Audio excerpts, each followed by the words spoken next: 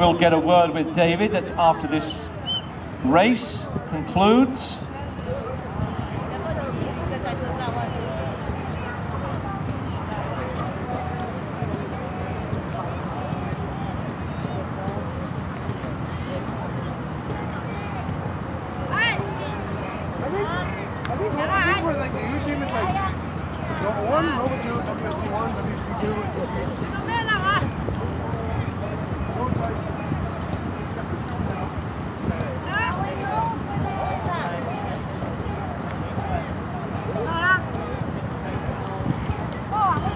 Near side have opened up strong. Well, there's a surprise. DCH Racing.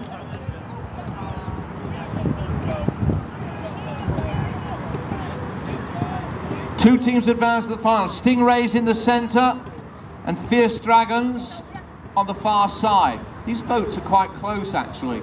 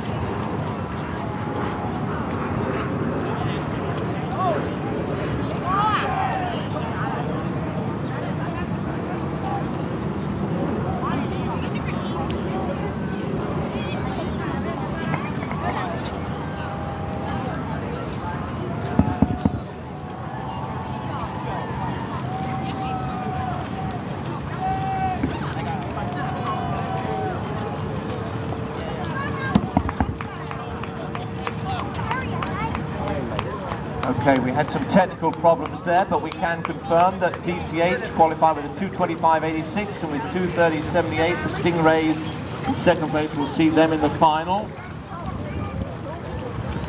That will take us to the third section. MAD will occupy lane 2 wearing red jackets.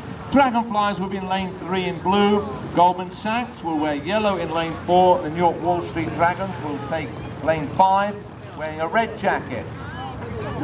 As I'm joined by my colleague and good friend, David Archer.